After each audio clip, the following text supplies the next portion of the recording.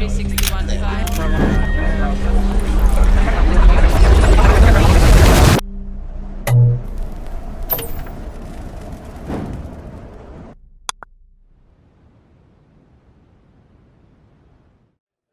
right, listen up. David's going to kick off the debrief from his breakout.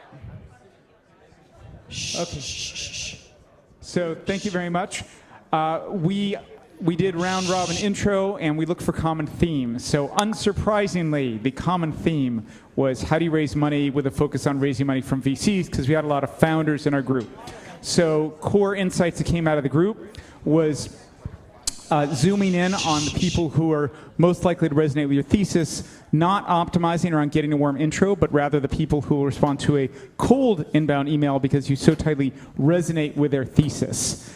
Another strategy we talked about is figuring out ways to make the VCs, the investors, come to you rather than the other way around. It takes a lot of time to go set up 100 coffee meetings with 100 investors, most of whom are going to turn you down. How do you get 100 investors in a room who are likely to find you attractive?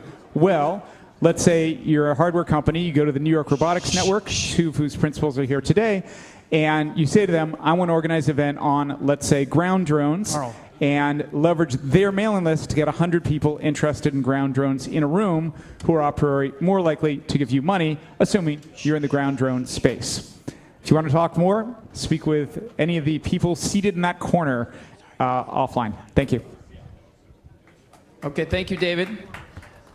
Let's do private credit. Who's going to talk about private credit? Tom? And then we have the global breakout. Who's going to do private credit? You're prepared now. This is 361. Come on up. We're a jazz orchestra. Hi, I'm Tom Lucas. We talked a little bit mostly about real estate lending and some of the funds that different people are invested in now. Talking about really tough to buy loans in the high yield space is really going away because there's so much money flowing in. One fund is, I can't remember which, is getting $1 billion a month of net new capital, and they're having a tough time putting it to work. And I think we all sat there and thought hard about the fact that there's going to be there's a bubble growing quickly here, and that was a turn of phrase that we all sort of try to steer away from, but it is what it is. And so we think as compelling as private credit was 2 years ago, it may be nearing its top right now. So real estate opportunistically is a place you can still make some money. And the guy who led our conversation, Brian Walter, runs a great fund out of Darien, Connecticut. So that's all I have. That was pretty good. Well, you're hired. I should take notes the next round. Thank you, everybody. Where is Carolina? In an elevator? I'm at to call on you, Depender. Yes. And then we're going to move on to the next panel. And actually, if you're on the emerging industries panel, like Professor Dekai, you can actually come and take a seat. Vikas, the next panel is emerging industries. Just give a little summary of what you've learned. What we've learned, so we've discussed different regions and the risks that we're most worried about.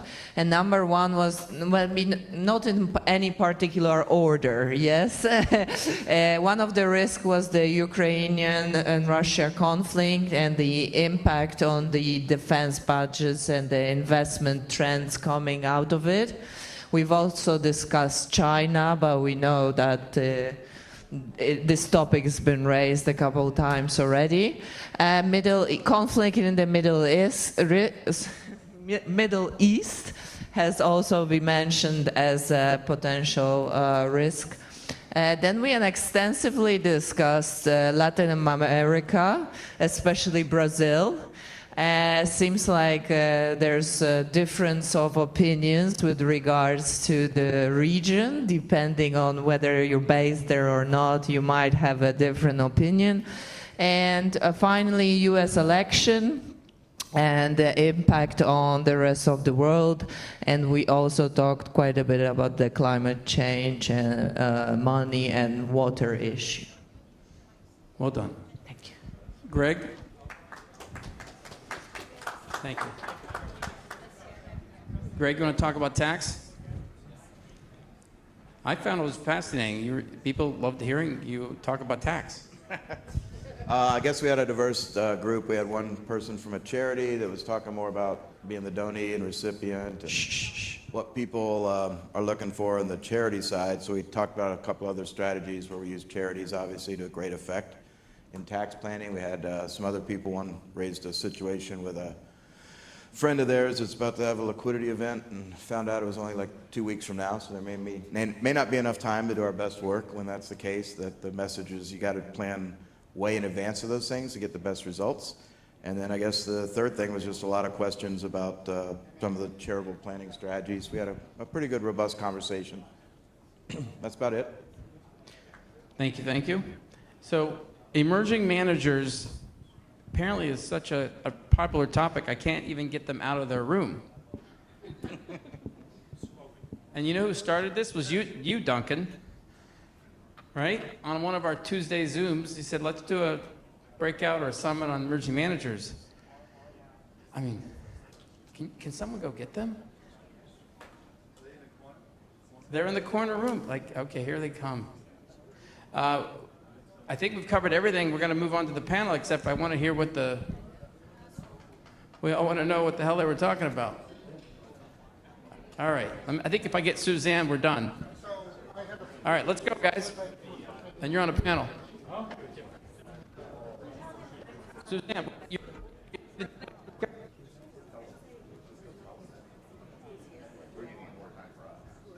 what? Yes, of course. That was a lot of water. At least it was just water. Suzanne, here's your water. Now, you had the most popular out of nowhere panel or breakout. So what were your takeaways? Do I need a mic? So we had a lively discussion about how to raise money for emerging managers, what the challenges are for emerging. John, sorry, just try to. Thank you. We had a lively discussion about what the challenges are for emerging managers,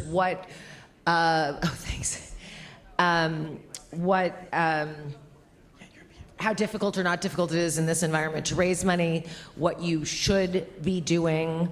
Is it worth trying to pursue platforms as an emerging manager? I think we came to the conclusion no, because it's expensive, and if you're limited in capacity in your strategy, it's not sustainable for your business, and it's going to be hard to get on anyway. So you should be spending your time with people who are more forward thinking or like thinking, and if you're going to give up a piece of your business, do it with somebody who can be more strategic and be helpful to you.